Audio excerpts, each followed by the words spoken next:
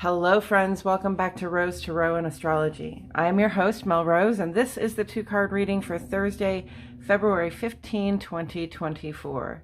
The sun is in Aquarius and the waxing crescent moon is in Taurus. Tomorrow will be the half moon in Taurus, a great time to shift gears from planning into action with that Taurus strength and determination behind us.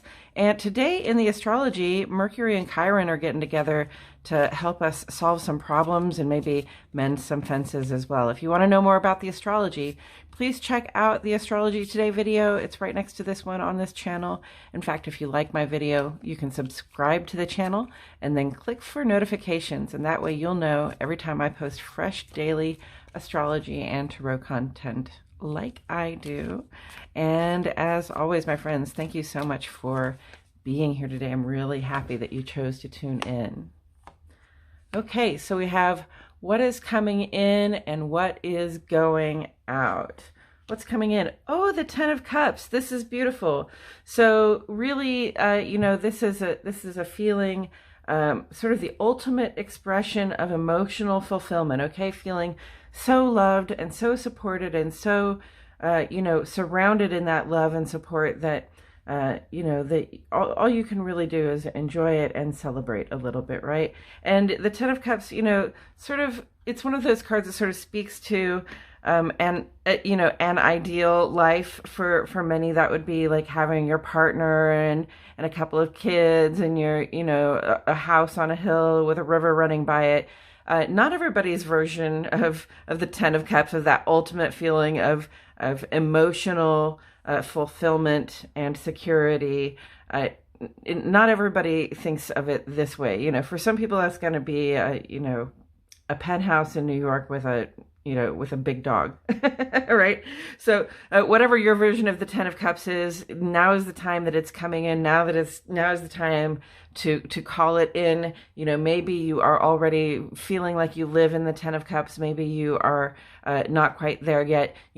Think about what you idealize in terms of loving stability and security, and wish for it. Talk about it. Say it out loud. Call it in. Okay. What are we releasing? Oh, interesting. So on the going outside of our reading today, we got the Lovers, which is major arcana, major message card. And, the first thing that comes to mind here is, the choice to give in to temptation. It's interesting, the Devil card and the Lovers card, they have a lot of parallels. And, the Lovers, always reminds me of the 2 or 3 times that I've fallen in love in my life, when we get so distracted by that person and that relationship and how good it feels to be around them. We really feel like we've found something special, that it's tempting to forget about the other stuff, right? So, it's tempting to just decide you're not going to work or school that day, or just decide not to take care of your other responsibilities because, I've got this good thing right here and I don't want to, waste another minute being without this person or being outside of this feeling where I'm having my number one choice. Okay, so on the releasing side, we are letting go of that tendency to allow ourselves to be distracted from our responsibilities, even in the most let's say temporarily satisfying circumstances. And here's another thing that I'm getting. The Lovers is not the Ten of Cups. The Ten of Cups is sort of an ultimate expression of loving fulfillment and loving security. But notice that in the Ten of Cups, that involves, being accountable to a partner, being responsible for ourselves and our lives enough to create that reality that feels the best, that feels the most secure to us.